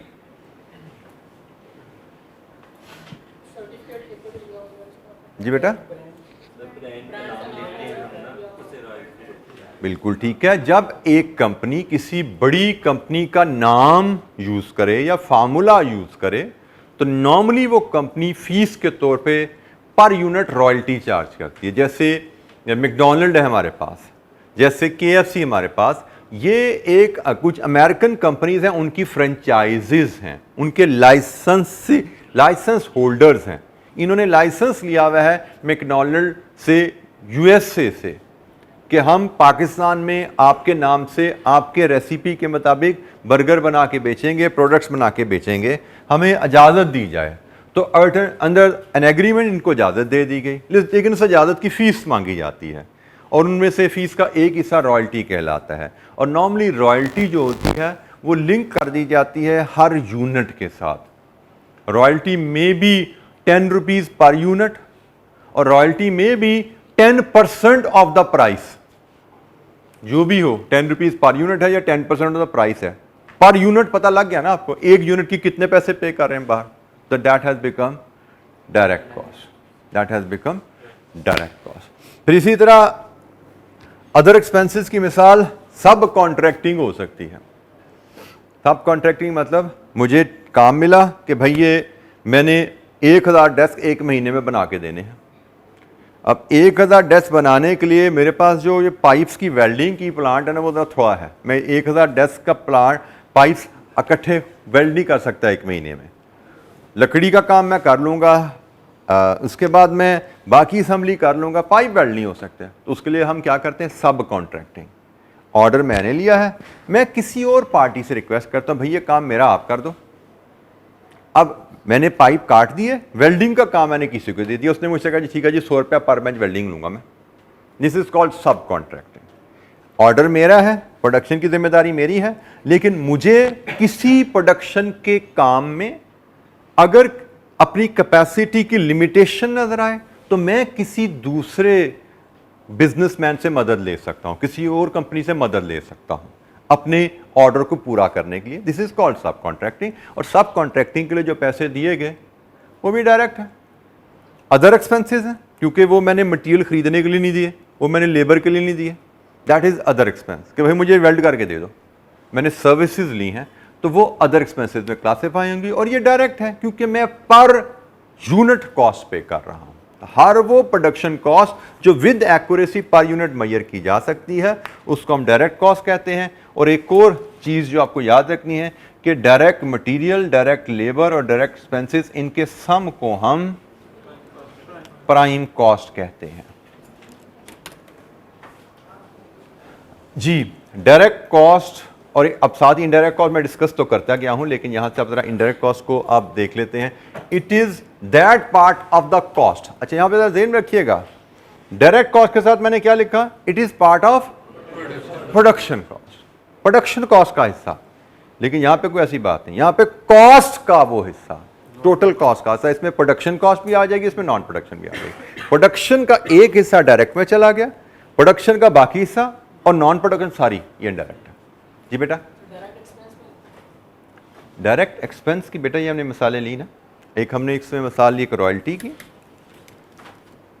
ये डायरेक्ट एक्सपेंस की दो मिसालें हैं डायरेक्ट एक्सपेंसेस में। एक हमने मिसाल ली रॉयल्टी की और एक हमने मिसाल ली यहाँ पे सब कॉन्ट्रैक्टिंग की। ये दो मिसालें जो मैंने एक्सप्लेन की ये डायरेक्ट एक्सपेंसेस की मिसालें हैं। तो बेटा वो तो फिर प्रोडक्शन कॉस्ट ही होगी ना। सब कॉन्ट्रैक्टिंग तो होती है किसी दूसरे से काम करवाना, उसके दूसरे से काम करवा के उसको पैसे पे करना, ये सब कॉन्ट्रैक्टिंग है। अगर आप अपनी ही फैक्ट्री में प्रोडक्शन कर रहे हो तो वो तो फिर आपकी प्रोडक्शन कॉस्ट है, फिर उसको देख लो वो डायरेक्ट है या इनडायरेक्ट है। ठीक है, उसके ऊपर हम अपना डायरेक्ट और इनडायरेक्ट का जो क्राइटेरिया है वो अप्लाई कर लेंगे। सब कॉन्ट्रैक्टिंग तो होती ही डायरेक्ट है, मैंने तो उसके लिए क्लियर किया कि भाई वो तो डायरेक्ट है, लेकिन आपकी अपनी कोई कॉस्ट है जो आपने अपने फैक्ट्री में इनकर की है तो उसके लिए डेफिनेशन हमारे पास है डायरेक्ट या इनडायरेक्ट। तो मैं दोबारा बताऊं, प्रोडक्शन कॉस्ट का एक हिस्सा डायरेक्ट है और प्रोडक्शन कॉस्ट का जो दूसरा हिस्सा है वो इनडायरेक्ट है। नॉन प्रोडक्शन कॉस्ट सारी इनडायरेक्ट होती है। So it is that part of the cost that can not be traced directly traced to a specific cost object. Its examples are tools, spares and materials that are used in machinery or equipment used in production. मशीनों में जो material इस्तेमाल हुआ, मशीनों में जो tools इस्तेमाल हुए और उन मशीनों में जो प्रोडक्शन में इस्तेमाल हो रही हैं। तो टूल्स, जैसे मैंने भी आपको मिसाल दी थी ब्लेड्स की, मैंने मिसाल दी थी लुब्रिकेशन ऑयल की, वो मशीनों में डले और उन मशीनों ने प्रोडक्शन की। लेकिन वो जो हमने मटेरियल यूज़ किया है वो डायरेक्ट प्रोडक्शन में इस्तेमाल नहीं हुआ, वो प्रोडक्शन में इनडायरेक्टली इस्तेमाल हुआ है। मटेरियल वो डायरेक्ट मशीनरी में इस्तेमाल हुआ है और मशीनरी ने फिर प्रोडक्शन की है, तो ये इनडायरेक्ट कॉस्ट आ गई। Salary paid to store keeper, accountant and chief executive of the company. अब इनमें कुछ प्रोडक्शन के खर्चे हैं, कुछ नॉन प्रोडक्शन के खर्चे हैं, बट इनडायरेक्ट है।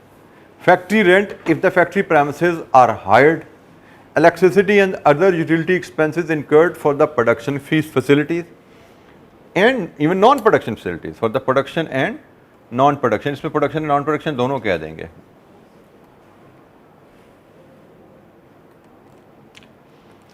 अच्छा जी, हमने जैसे भी बात की कि हम डायरेक्ट कॉस्ट के टोटल को प्राइम कॉस्ट कहते हैं, इसी तरह हम इनडायरेक्ट कॉस्ट के टोटल को हम ओवरहेड्स कहते हैं। ये टर्म्स आपको याद रखनी है, बार बार आपके सामने आएंगे। ठीक है, प्राइम कॉस्ट की टर्म भी आपके सामने आया करेगी, डायरेक्ट मटेरियल, डायरेक्ट लेबर आपके सामने बार बार आएगी, और ओवरहेड्स की टर्म भी बहुत दफ़ा हमारे सामने आएगी। बल्कि हमारा तो 2 चैप्टर्स हैं किताब में जो ओवरहेड्स के ऊपर हैं, जिनका नाम ओवरहेड्स के ऊपर बेस करता है या ओवरहेड से डील करते हैं वो। तो जनाब हमने कहा जी तमाम इनडायरेक्ट कॉस्ट को कलेक्टिवली ओवरहेड कहते हैं, और इन ओवरहेड्स को फिर हम फर्दर बाय फंक्शन तकसीम कर सकते हैं। Production overheads, administrative overheads, selling and distribution overheads etcetera. Overheads को हम मजीद बाय फंक्शन तकसीम कर सकते हैं। प्रोडक्शन ओवरहेड से मुराद प्रोडक्शन की इनडायरेक्ट कॉस्ट, एडमिनिस्ट्रेटिव ओवरहेड से मुराद एडमिनिस्ट्रेशन की सारी कॉस्ट, क्योंकि एडमिनिस्ट्रेशन में तो डायरेक्ट कॉस्ट होती नहीं है। सेलिंग ओवरहेड से मुराद सेलिंग की सारी कॉस्ट। ठीक है जी, तो प्रोडक्शन ओवरहेड्स में प्रोडक्शन की इनडायरेक्ट कॉस्ट आएगी, क्योंकि प्रोडक्शन में डायरेक्ट कॉस्ट भी होती है। तो प्रोडक्शन कॉस्ट के 2 हिस्से बन गए। अब मैं अगर हम कंबाइन करें थोड़ा सा, हम अगर मैं बाय फंक्शन और बाय नेचर को कंबाइन करूं, तो हमने पहले production and non production cost बनाई।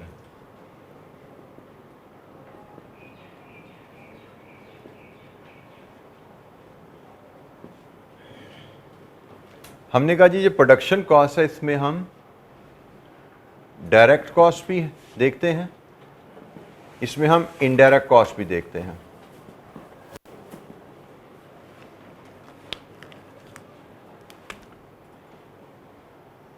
इसको हम प्रोडक्शन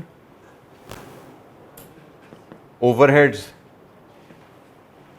कहेंगे और इसको हम प्राइम कॉस्ट कहेंगे। और हम पहले बात कर चुके हैं कि नॉन प्रोडक्शन कॉस्ट में सेलिंग, एडमिन, डिस्ट्रीब्यूशन, डिफरेंट तरह की कॉस्ट होती हैं। और हम यहाँ पे हम जो बात सीख रहे हैं कि हम इसको सेलिंग ओवरहेड्स भी कह सकते हैं। ये सारी इनडायरेक्ट कॉस्ट हैं, इसको हम ये सारी इनडायरेक्ट कॉस्ट है बाय द वे, ये सारी की सारी इनडायरेक्ट कॉस्ट हैं। इसको हम एडमिन ओवरहेड भी कह सकते हैं, इसको हम डिस्ट्रीब्यूशन ओवरहेड भी कह सकते हैं। सो बाय फंक्शन में हमने दो हिस्से किए थे और बाय नेचर में जब आए हैं तो हमने इसी दो हिस्सों को लेके फर्दर इसको ड्रिल डाउन कर दिया। प्रोडक्शन कॉस्ट को मजीद डायरेक्ट इनडायरेक्ट में तकसीम कर सकते हैं और नॉन प्रोडक्शन कॉस्ट को भी हम ओवरहेड्स के इनडायरेक्ट कॉस्ट है और इनको हम selling overhead, admin overhead, distribution overheads कह सकते हैं। कलेक्टिवली तमाम इनडायरेक्ट कॉस्ट, कलेक्टिवली तमाम इनडायरेक्ट कॉस्ट, कलेक्टिवली ये तमाम इनडायरेक्ट कॉस्ट ओवरहेड कहलाती हैं।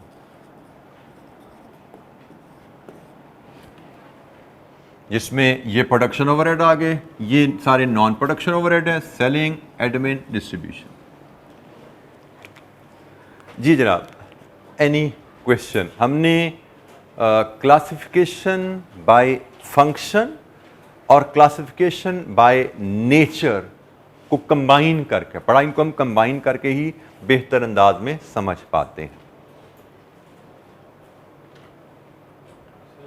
जी, फर्नीचर बनाने में जो नेल्स इस्तेमाल होते हैं, फर्नीचर बनाने में जो ग्लू इस्तेमाल होता है, फर्नीचर बनाने में जो थ्रेड इस्तेमाल होगा, ये सारा कुछ इन डेस्क बनाने में लगा हुआ है ना। Definition, anything which can, any cost which can be measured with accuracy.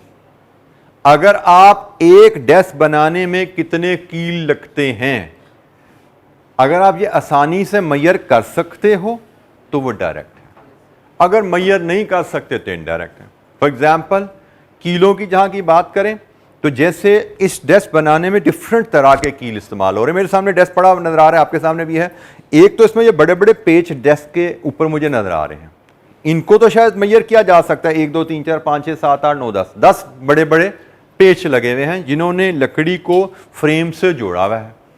फिर इनमें कुछ छोटे छोटे कील भी लगे नजर आ रहे हैं। जो ये लकड़ी का बॉर्डर लगा हुआ है, इसको लगाने के लिए ग्लू भी और बहुत बारीक कील इस्तेमाल हुए हैं। अब ये मेरे सिस्टम के ऊपर है, मेरे नॉलेज के ऊपर है। मुझे लग रहा है कि जो बड़े पेच हैं मैं आसानी से मेजर करके देख सकता हूं कि भाई एक डेस्क से कितने पेच लगे। एक पेच मुझे बता 2 रुपए का आता है, तो ये तो मेरे लिए डायरेक्ट है। लेकिन जो बारीक कील लगे हुए हैं वो तो मैंने तोल के लिए हुए हैं, और वो तो इतने लाइट वेट कील होते हैं कि उनको गिनना और पर यूनिट कॉस्ट मेजर करना थोड़ा सा प्रैक्टिकेबल लग रहा है। फिर ग्लू भी लगती है। ग्लू तो आपको पता है, कारपेंटर कभी फर्नीचर बनते देखा कैसे लगाता है, कभी नाप के लगाता है। वो उसमें तो एक लकड़ी का डंडी रखी होती है, बाल्टी में डालता है और यूं करके लगा देता है। कभी 2 ग्राम लगी, कभी 4 लगी, कभी 6 लगी, उसका तो हिसाब नहीं रखा जा सकता। तो ग्लू भी इस्तेमाल हो रही है, बट दैट सीम्स इनडायरेक्ट। तो असूल याद रखिएगा बेटा, एग्जाम्पल नहीं याद रखनी। मैं दोबारा बोल रहा हूं, जैसे मैंने कहा रेंट इनडायरेक्ट भी हो सकता है, फैक्ट्री का रेंट डायरेक्ट भी हो सकता है। आपको क्वेश्चन पढ़ना पड़ेगा। जो मैंने अभी मिसाल दी थी, छोटे कील जो है मुझे लग रहा है इनडायरेक्ट है, मेरे लिए मुश्किल है, लेकिन हो सकता है एग्जामिनर क्वेश्चन में लिख दे कि भी जो छोटे कील लगते हैं ना वो 50 ग्राम पर डेस्क लगते हैं। हो सकता है वह ग्लू के बारे में बता दे, जो ग्लू लगती है ना वो 10 ग्राम पर डेस्क लगती है और हमने ग्लू 1000 रुपए किलो खरीदी हुई है, तो डायरेक्ट होगी ना। तो हर वो कॉस्ट जो विद एक्यूरेसी मेजर की जा सकेगी, एक यूनिट बनाने में, एक यूनिट प्रोड्यूस करने में कितने रुपए का खर्चा लगा, अगर विद एक्यूरेसी मेजर कर सकते हो तो डायरेक्ट है, अगर विद एक्यूरेसी मेजर नहीं कर सकते तो इनडायरेक्ट है। ठीक हो गया। तो असूल को याद रखना है, मैं बार बार बोल रहा हूं। अक्सर बच्चों की टेंडेंसी, जो मैंने कल भी बात की थी ना, कि थोड़ा सा सोच के समझ के करने वाला काम है। हमारे बच्चों की एक टेंडेंसी क्या है कि अक्सर बच्चे मुझसे ये सवाल करते हैं, मैंने पहले ही आपको बता दिया, जैसे मैंने कहा ये रेंट डायरेक्ट भी हो सकता है, इनडायरेक्ट भी हो सकता है। अगर मैं ये ना बताता तो 5 मिनट बाद किसी बच्चे ने क्या सर रेंट हमेशा इनडायरेक्ट ही होगा ना, किसी बच्चे ने ये पूछना होता है। ये बच्चे सवाल से क्यों करते हैं कि दिमाग ना इस्तेमाल करना पड़े, सोचना ना पड़े। तो कॉस्ट एंड मैनेजमेंट अकाउंटिंग में, ओवरऑल सीए एजुकेशन में आपको दिमाग इस्तेमाल करने की आदत डालनी है। हमारा स्टूडेंट चाहता है कि भाई मुझे बस बता दो याद क्या करना है, रेंट इनडायरेक्ट है कहानी खत्म, कील इनडायरेक्ट है कहानी खत्म, सोचना ना पड़े मुझे। अब एग्जाम में जाके कहानी बदल जाती है, तो रेंट डायरेक्ट भी हो सकते हैं, कील डायरेक्ट भी हो सकते हैं। तो अगर आपने एग्जाम्पल्स को याद कर लिया, असूल को याद नहीं रखा, तो यू विल बी स्टक। मैंने शायद बताया था आपको, अल्लाह ताला ने दिमाग में हमारे प्रोसेसिंग फंक्शन भी दिया है, हार्ड डिस्क का फंक्शन भी दिया है। तो हमने हार्ड डिस्क के फंक्शन को जरूर याद रखना है, लेकिन वो असूलों को याद करने के लिए याद रखना है। एग्जाम्पल्स को उसमें फीड नहीं करते जाना, असूलों को समझने के लिए एग्जाम्पल दी जाती हैं। एग्जाम्पल्स आपको याद करने के लिए नहीं दी जाती, असूलों को समझने के लिए दी जाती हैं। असूल याद रखेंगे आप, ये ध्यान में रखिएगा, क्योंकि सवालों में असूल लगने हैं और इंफॉर्मेशन बदलने के साथ एग्जाम्पल्स बदल जाती हैं। जी, एनी क्वेश्चन? अच्छा जी, क्लासिफिकेशन बाय की थोड़ी सी एक्टिविटीज है हमारे पास। अब जैसे हमने अभी क्लासिफिकेशन बाय फंक्शन की एक्टिविटीज देखी थी। Which of the following would be classed as indirect labour? इनमें से इनडायरेक्ट लेबर कौन है ABCD में? असेंबली वर्कर, असेंबली डिपार्टमेंट में काम करने वाला प्रोडक्शन वर्कर, क्या वो इनडायरेक्ट होगा? No. Store assistant in factory store, ये यकीनन इनडायरेक्ट है। क्योंकि ये इनडायरेक्ट क्यों है भाई? कैसे पता लगा मैं ये इनडायरेक्ट है? क्योंकि ये प्रोडक्शन में इन्वॉल्व ही नहीं है।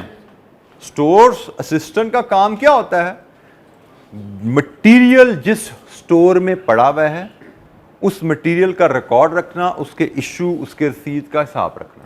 ठीक है, तो अभी हम आगे चल के बड़ी मटेरियल का भी हमारा पूरा चैप्टर उसमें बात करेंगे, जिसमें हम स्टोर असिस्टेंट के रोल को मजीद एलैबोरेट करेंगे। बट स्टोर असिस्टेंट का प्रोडक्शन से कोई लेना देना नहीं है, तो ये क्यों इनडायरेक्ट है? प्लास्टरर इन अ बिल्डिंग कंपनी, प्लास्टर आता है मिस्त्री आपका, ठीक है जी, मिस्त्री जो दीवारों पे प्लस्तर कर रहा है, क्या ये डायरेक्ट है या इनडायरेक्ट है? आंसर इज डायरेक्ट, क्योंकि प्लास्टरर जो है वो बिल्डिंग कंपनी में काम कर रहा है और बिल्डिंग कंपनी की प्रोडक्ट क्या है? बिल्डिंग। बिल्डिंग कंपनी की प्रोडक्ट है बिल्डिंग, और प्लास्टरर जो है वो बिल्डिंग बनाने में इन्वॉल्व है, उसकी सैलरी एक घर बनाने के लिए जा रही है, इट इज डायरेक्ट। और एक और खबर आपके लिए, आप भी डायरेक्ट वर्कर बनोगे, इनडायरेक्ट वर्कर बनोगे? ऑडिट क्लर्क, ट्रेनिंग में जाओगे, ऑडिट डिपार्टमेंट में काम करोगे तो आप टेक्निकली ऑडिट क्लर्क कहलाते हो। तो ऑडिट क्लर्क को जो सैलरी जाती है वो डायरेक्ट है, इनडायरेक्ट है? क्यों? वो क्यों डायरेक्ट है? ऑडिट फर्म प्रोडक्ट तो नहीं बनाती, वो सर्विस देती है। जिसका प्रोडक्ट बनाने वाली बिजनेसेस में जो खर्चा प्रोडक्ट बनाने पे लगा डायरेक्टली मेजर हो सका, उसको हमने प्रोडक्शन कॉस्ट कहा और उसको डायरेक्ट कह दिया। इसी तरह सर्विस बिजनेस ने जो खर्चा सर्विस देने पे लगा वो उसका प्रोडक्शन का खर्चा है, वो उसका मैन्युफैक्चरिंग का खर्चा है जो सर्विस देने पे लगा, और वो भी अगर एक्यूरेटली पर जॉब मेजर किया जा सकता है तो वो डायरेक्ट है। जैसे मैं अपने ऑफिस की बात करूं, अब मेरे ऑफिस में बिजली का बिल भी आता है, मैं ऑडिट, लेट्स अज्यूम मेरा डिपार्टमेंट सिर्फ ऑडिट से डील कर रहा है ना, तो मेरे डिपार्टमेंट का बिजली का बिल आया, वो भी मेरे ऑफिस की कॉस्ट है, क्योंकि मेरे ऑफिस में बैठे काम करें। मेरे डिपार्टमेंट में मेरे प्रिंटर की रिपेयर्स भी हो रही हैं, मेरे डिपार्टमेंट में मेरे ऑफिस बॉयज, असिस्टेंट्स, स्वीपर्स भी काम कर रहे हैं और मेरे डिपार्टमेंट में ऑडिट क्लर्क्स भी काम कर रहे हैं। ये एक टीम है और ये एक इंफ्रास्ट्रक्चर है, बिल्डिंग है, जो मिलके हम से 10 क्लाइंट्स को ऑडिट कर रहे हैं या 12 का ऑडिट कर रहे हैं। अब मेरे ऑफिस के जो डिफरेंट खर्चे हैं उनमें से कौन सा खर्चा है जो मैं बता सकता हूं ये ऑडिट ए का है, ए कंपनी का ऑडिट का? क्या मैं अपने बिजनेस के रेंट को बता सकता हूं ये बिजनेस, मेरे ऑफिस का रेंट ए कंपनी का ऑडिट के लिए पे हुआ? आंसर इज नो, क्योंकि ऑफिस में बैठ के मैंने तो 10 कंपनी का ऑडिट किया है, वो किसी एक कंपनी का ऑडिट के लिए पे तो नहीं किया। मेरे ऑफिस का जो बिजली का बिल है, क्या मैं बता सकता हूं वो कंपनी ए के लिए मैंने पे किया? आंसर इज नो, क्योंकि मेरे ऑफिस में बैठ के तो हम 10 कंपनी का ऑडिट कर रहे हैं, 12 का ऑडिट कर रहे हैं। इसी तरह मेरे ऑफिस का जो ऑफिस बॉय, जो स्वीपर है, क्या उसकी सैलरी मैं बता सकता हूं ये कंपनी ए या कंपनी बी के ऑडिट के लिए? आंसर इज नो, नहीं बता सकता। ये सारे खर्चे इनडायरेक्ट हैं। लेकिन मेरे ऑफिस का जो ऑडिट क्लर्क है, अगर मैंने एक ऑडिट क्लर्क को 20 दिन के लिए कंपनी ए पे भेजा और 20 दिन में वो ऑडिट करके आ गया, तो फिर मैं मेजर कर सकता हूं ना कि ऑफिस क्लर्क, ऑडिट क्लर्क की सैलरी का कितना हिस्सा, 20 दिन की तनख्वाह कितनी है, वो क्लाइंट ए के ऑडिट में लगी। तो ऑडिट क्लर्क की सैलरी डायरेक्ट एक्सपेंस बन गया, क्योंकि सीए फर्म प्रोडक्ट बनाती नहीं है, सर्विस देती है। तो सर्विस देने में जो खर्चा लगा, विच can be measured with accuracy, it is direct cost. तो ऑडिट क्लर्क की सैलरी, ऑडिट सर्विस देने में ऑडिट क्लर्क को मैंने यूज किया, ऑडिट क्लर्क की सैलरी सर्विस देने में कितने रुपए की मुझे पे करनी पड़ी, I can measure that with accuracy, that becomes direct cost. तो इनडायरेक्ट कॉस्ट सिर्फ यहां पे एक ही रही। बाय द वे, हमारे पेपर में एमसीक्यूज नहीं आने, ये सिर्फ हम डिस्कशन के लिए, कॉन्सेप्ट बिल्डिंग के लिए कर रहे हैं। डायरेक्ट कॉस्ट आर, एबीसीडी में से कौन सी कॉस्ट डायरेक्ट है? Cost which can be identified with the cost center, not with the cost unit। अच्छा, ये जरा समझिएगा, कॉस्ट यूनिट तो आपको बता दिया था, ये होती है प्रोडक्ट, और कॉस्ट सेंटर होता है डिपार्टमेंट। ये भी टर्म याद रखिएगा, ठीक है? कॉस्ट सेंटर से मुराद डिपार्टमेंट। तो जनाब, cost which can be identified with the cost centre but not a cost unit, क्या ये डायरेक्ट कॉस्ट की डेफिनेशन है? द आंसर इज नो, क्योंकि हमने डायरेक्ट कॉस्ट क्या पढ़ा? डायरेक्ट कॉस्ट वो होते हैं विच can be trace with cost unit, जो कॉस्ट यूनिट तक ट्रेस हो सके। For example, assembly department, cutting department, assembly department, finishing department. मेरे असेंबली डिपार्टमेंट में वर्कर्स को सैलरी में पे कर रहा हूं से 500 रुपए पर डेस्क, मतलब एक डेस्क के तमाम पुर्जे जोड़ने के 500 रुपए पे करता हूं मैं वर्कर हूं। तो वर्कर की सैलरी असेंबली डिपार्टमेंट में डायरेक्ट कॉस्ट है। असेंबली डिपार्टमेंट का बिजली का बिल आया मुझे, cost which can be trace to a department, बिजली का बिल असेंबली डिपार्टमेंट का आ गया, क्या वो डायरेक्ट कॉस्ट है? Answer is no. यहां पे क्या लिखा हुआ है? वो खर्चा जो डिपार्टमेंट वाइज हमें पता लग जाए, कॉस्ट वाइज ना भी पता लगे, डायरेक्ट है। तो ये गलत बात है। वो खर्चा जो कॉस्ट प्रोडक्ट वाइज पता लगे, डिपार्टमेंट वाइज की मजबूरी नहीं है, बट प्रोडक्ट वाइज पता लगना जरूरी है। Cost which can be identified with a single cost unit और कॉस्ट सेंटर, क्या ये ठीक है? ये भी गलत है, क्योंकि सिंगल कॉस्ट यूनिट, अगर ये जुमला सिर्फ यहां तक लिखा होता ना तो फिर बात ठीक थी। उसने आगे और के साथ उसने कहा जी डिपार्टमेंट तक भी पता लग दे तो भी डायरेक्ट है, ये भी गलत हो गया जुमला। Cost which can be attributed to an accounting period, जनवरी का, फरवरी का खर्चा, क्या वो डायरेक्ट होगा? No, none of the above, कोई भी ठीक नहीं है इनमें से। ये सारी बातें इनडायरेक्ट की। एक बार फिर पढ़ लीजिए कि आपको कोई शक पड़ता है, किसी एक्सप्लेनेशन, कोई एक्सप्लेनेशन समझ नहीं आई तो पूछिए।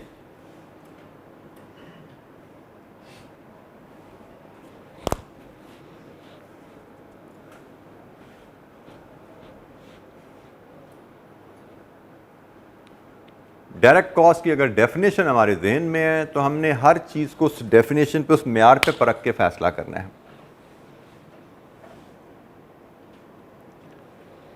अच्छा जी, ये classification by nature and function. हमें कुछ कॉस्ट दी गई हैं हमसे कहा क्या गया है कि बताइए ये कॉस्ट डायरेक्ट है इनडायरेक्ट है, और अगर इनडायरेक्ट है तो किस कैटेगरी में जाएंगी, क्योंकि डायरेक्ट कॉस्ट तो ओवरहेड नहीं ना होती। जब उसने ओवरहेड कहा तो ओवरहेड तो सिर्फ इनडायरेक्ट कॉस्ट होती हैं, ठीक है। तो starting with production supervisor salary, ये डायरेक्ट है इनडायरेक्ट है? Production supervisor salary indirect cost होती है। सुपरवाइजर का काम क्या होता है? प्रोडक्शन टीम को सुपरवाइज करना। जो टीम प्रोडक्ट बना रही है उनको सुपरवाइज करना कि भाई क्या वो काम ठीक कर रहे हैं। तो भाई प्रोडक्शन सुपरवाइजर तो प्रोडक्ट बना ही नहीं रहा। तो डायरेक्ट कॉस्ट तो वो होती है जो पर यूनिट मेजर की जा सके या हम पर यूनिट पे कर रहे हो। तो सुपरवाइजर तो प्रोडक्ट बनाता ही नहीं है, उसकी सैलरी तो 20,000, 25,000, 4,000 लाख रुपए पर मंथ है। अब उसके नीचे टीम महीने में जितने मर्जी यूनिट बनाए उसको सैलरी मिल जानी है। हाँ, जो प्रोडक्शन टीम की सैलरी है वो 500 रुपए पर यूनिट, 100 रुपया पर यूनिट, 1000 रुपया पर यूनिट, वो पर यूनिट है। सो प्रोडक्शन सुपरवाइजर चूंकि प्रोडक्शन में डायरेक्टली इन्वॉल्व नहीं है, उसकी सैलरी डायरेक्ट कॉस्ट नहीं होती। हाँ, इनडायरेक्ट है तो ओवरहेड है। ओवरहेड तो कौन सी कैटेगरी के हैं ओवरहेड? प्रोडक्शन के ओवरहेड है। ओवरहेड्स को मैं OH से एब्रीवेट कर रहा हूं, प्रोडक्शन ओवरहेड्स हैं। अकाउंट्स मैनेजर सैलरी, क्या ये प्रोडक्शन कॉस्ट है? तो जो प्रोडक्शन कॉस्ट नहीं है वो तो होती इनडायरेक्ट है ना, उसके बारे में तो सोचना ही नहीं है। जो प्रोडक्शन कॉस्ट है उसके बारे में हम सोचेंगे डायरेक्ट या इनडायरेक्ट। जो नॉन प्रोडक्शन कॉस्ट है वो तो सारी की सारी इनडायरेक्ट होती है। प्रोडक्शन कॉस्ट के दो हिस्से होते हैं, प्रोडक्शन कॉस्ट के दो हिस्से होते हैं, नॉन प्रोडक्शन कॉस्ट का तो मसला ही नहीं है, वो तो होती है ओवरहेड्स हैं। हाँ, ओवरहेड्स में फिर इनडायरेक्ट है, इनडायरेक्ट में फिर कैटेगरी देख ले कौन सी है। तो ये फिर अकाउंट्स मैनेजर सैलरी एडमिन में डाल दें, हम इसको एडमिन ओवरहेड्स में डाल देंगे। डेप्रीसिएशन ऑफ डिलीवरी वैन, क्या ये प्रोडक्शन कॉस्ट है? नॉन प्रोडक्शन है, तो ये तो इनडायरेक्ट होगी। अब नॉन प्रोडक्शन है तो किस फंक्शन की है ये?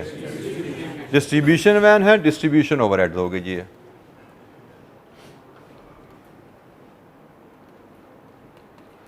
Depreciation of plant and equipment, क्या ये प्रोडक्शन है? This is production cost.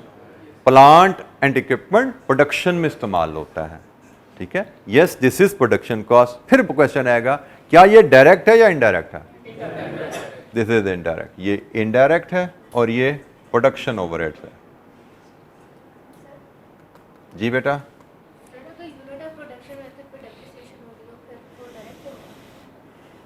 अगर यूनिट ऑफ प्रोडक्शन मेथड से डेप्रिसिएशन चार्ज की जाए, डेप्रिसिएशन के कई तरीके होते हैं, आपने पढ़ा हुआ है। डेप्रिसिएशन स्ट्रेट लाइन मेथड से भी चार्ज की जाती है, डेप्रिसिएशन रिड्यूसिंग बैलेंस मेथड से भी चार्ज की जाती है, डेप्रिसिएशन जैसे आपके साथी ने कहा कि पर यूनिट मेथड से भी चार्ज की जा सकती है। बट कोई मुझे बताएगा डेप्रिसिएशन की डेफिनेशन क्या है? क्या वर्ड बोला? दोबारा बोलो, ऊंचा बोलो, क्या वर्ड था? एक वर्ड बोला था, बड़ा अच्छा वर्ड था वो, एस्टिमेट। डेप्रिसिएशन एस्टिमेट होता है और डायरेक्ट कॉस्ट क्या होती है? समझ आ गई? असूल पता है ना तो खुद जज कर लोगे। एग्जाम्पल्स असूल के ऊपर जज करोगे, पता लगेगी। अब मैंने कोई नया नॉलेज तो नहीं दिया, मैंने जो असूल बताया तो उसी पे तवज्जो डाल दी ना आपकी। फिर डेप्रिसिएशन आप स्ट्रेट लाइन लगाओ, डेप्रिसिएशन आप रिड्यूसिंग बैलेंस लगाओ, डेप्रिसिएशन आप पर यूनिट लगाओ, दैट इज एन एस्टीमेट। वो एस्टीमेट ही रहेगा ना। और डायरेक्ट कॉस्ट क्या होती है? विच can be traced with accuracy. Accurate नहीं है डेप्रिसिएशन, तो जो मर्जी मेथड डेप्रिसिएशन का लगा लो, वो आपकी इनडायरेक्ट कॉस्ट ही रहने वाली है। Wages of production worker, production worker जो सैलरी दी ये डायरेक्ट है, और जब ये डायरेक्ट है तो ये ओवरहेड नहीं है, हम कहेंगे नॉट एप्लीकेबल। इसको ओवरहेड की कोई कैटेगरी हम असाइन नहीं करते, ये डायरेक्ट कॉस्ट है। जी, एनी क्वेश्चन, कोई सवाल? अच्छा जी, आज की डिस्कशन हम यहीं पे क्लोज़ करते हैं। डिस्कशन हमारी कंप्लीट हुई। एक छोटी सी बात मैं काम करके इसी महीने के रेफरेंस से, रमज़ान का महीना चल रहा है उसके रेफरेंस से एक छोटी सी एक होता है कि वैसे तो बातें सुनी होती हैं हमने, अहादीस वगैरह सारी होती हैं, लेकिन मैं कोशिश करता रहूँगा कभी ना कभी कोई बात जहन में आए तो आप लोगों से शेयर करता रहूँ। रमज़ान के रेफरेंस से मैं कल ही कहीं बैठा हुआ था, कल या परसों में मैंने एक हदीस सुनी तो मैंने कहा आपको भी याद दहानी करा दूँ। वैसे तो इसके रेफरेंस से 2 हदीस हैं, कई हदीस हैं, मतलब मेरे दिन में 2 आ रही हैं इस वक्त। मैं एक आपसे आज शेयर करता हूँ, दूसरी फिर किसी एक आध दिन में शेयर कर लूँगा। नबी करीम सल्लल्लाहु अलैहि वसल्लम एक दफ़ा मिंबर पे चढ़ रहे थे खुतबा देने के लिए, तो उन्होंने 3 कदम उठाए, हर कदम पे उन्होंने आमीन कहा। तो सहाबा ने कहा कि नबी करीम सल्लल्लाहु अलैहि वसल्लम ये बड़ी अनयूजुअल बात है, ऐसा कभी हुआ नहीं, तो आप चलते जा रहे हैं और आमीन आमीन आमीन कहते जा रहे हैं, तो हमें बताइए क्या किस्सा है। तो नबी करीम सल्लल्लाहु अलैहि वसल्लम ने कहा कि मैं एक कदम चलता था तो जिब्राईल अलैहिस्सलाम एक दुआ करते थे, मैं उसके जवाब में आमीन कहता था, दूसरे कदम पे दूसरी दुआ, तीसरे कदम पे तीसरी दुआ। तो 3 दुआएं की जिब्राईल अलैहिस्सलाम ने और मैंने तीनों दुआओं पे आमीन कहा। तो सहाबा ने कहा जी हमें बताइए वो कौन सी दुआएं हैं जो फरिश्तों के सरदार ने की और जिन पे नबियों के सरदार ने आमीन कहा। तो फिर जो 3 बातें, जो 3 दुआएं थीं, उनमें से एक का ताल्लुक रमज़ान से है, लेकिन मैं तीनों ही आपसे शेयर कर लेता हूँ क्योंकि तीनों ही हमारी ज़िंदगी के लिए बहुत अहम है। अब सीक्वेंस इनका क्या था मुझे नहीं पता, लेकिन जो 3 दुआएं थीं उनमें एक दुआ थी कि जिस भी इंसान के सामने आप सरदार अंबिया के सरदार का नाम लिया जाए और वह आप पे दरूद ना भेजे, उसकी नाक खाक आलूद हो। नाक खाक आलूद होना अरबी ज़बान में ज़लीलो ख्वार होने की निशानी है, कि वो ज़लीलो ख्वार हो इंसान जिसके सामने आप सल्लल्लाहु अलैहि वसल्लम का नाम लिया जाए और आप पे दरूद ना भेजे। तो ये फरिश्तों के सरदार ने दुआ की और नबियों के सरदार ने इस पर आमीन कहा। आप इसकी अहमियत समझ सकते हो, ये कितना अहम मामला है। हम बात कर कैजुअली चीज़ें ले लेते हैं, हमारे सामने ही दाएँ बाएँ कितनी दफ़ा अज़ानें होती हैं, अज़ानों में आपको पता है नबी करीम सल्लल्लाहु अलैहि वसल्लम का नाम आता है, लेकिन हम बाज़ का इग्नोर कर जाते हैं, रजिस्टर नहीं कर पाते। तो इसकी आप बात ज़रा अहमियत समझिएगा। दूसरी दुआ जो की गई वो ये थी कि उसकी नाक खाक आलूद हो जिसको अपनी ज़िंदगी में एक या दोनों वालिदैन मिले और उसने उनकी खिदमत करके अपने लिए जन्नत को लाजिम ना किया। एक या दोनों वालिदैन बुढ़ापे में उसको मिले, मतलब उसके वालिदैन उसके सामने बूढ़े हुए, उसने उनकी खिदमत, उनकी फरमा बरदारी से अपने लिए जन्नत ना कमाई, वो भी ज़लीलो ख्वार हो इंसान। और तीसरी हदीस तीसरी दुआ रमज़ान के रेफरेंस से थी कि वो इंसान उसकी नाक खाक आलूद हो जिसकी ज़िंदगी में रमज़ान आया और रमज़ान के महीने में उसने इस्तग़फ़ार करके, इबादत करके, दुआएं करके अपनी गर्दन को जहन्नुम की आग से आज़ाद ना करवाया। और ये वो 3 दुआएं हैं जिस पे नबी करीम सल्लल्लाहु अलैहि वसल्लम ने आमीन कहा। तो इस हम अक्सर रमज़ान को बड़ा कैजुअली ले लेते हैं कि बस सुबह सहरी करनी है, फिर इफ्तारी करनी है, नमाज़ें पढ़ ली, ना पढ़ी। तो it is not like that. ये महीना हमें अल्लाह ताला ने दिया है कोशिश करने का। ठीक है, हमें पढ़ाई भी करनी है, सब कुछ करना है, लेकिन हमें कोशिश साथ साथ करनी है कि हम अपने आप को अपने आमाल की मदद से जहन्नुम की आग से पाक करवाएं। मल्टीप्लाई होकर हमें हर नेकी का सवाब मिलना है। और बायदा इसी तरह अगर कोई गुनाह करेंगे तो शायद उसका भी गुनाह भी मल्टीप्लाई होकर मिलेगा। हमें ये भी ध्यान में रखा कीजिएगा। हमें रमज़ान का आखिरी अशरा मिलना है, उसमें आपको लैलतुल कदर मिलनी है।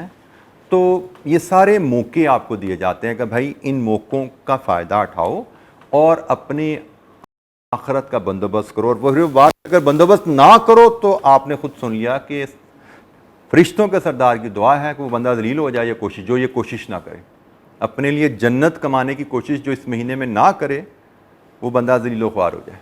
ये दुआ है फरिश्तों के सरदार की और आमीन है नबियों के सरदार की। तो इस महीने को हमें सबको अल्लाह ताला से दुआ है कि हमें वो तौफीक दे कि हम इस महीने में ज़्यादा से ज़्यादा नेकियां करके जो एक हक़ है इसका अदा करने की कोशिश करें और अल्लाह ताला हमारी तमाम जो नेकियां जिस भी अंदाज में टूटी फूटी उन सबको कबूल करें। ठीक है, जज़ाकल्लाह। थैंक यू वेरी मच बेटा। अस्सलाम वालेकुम।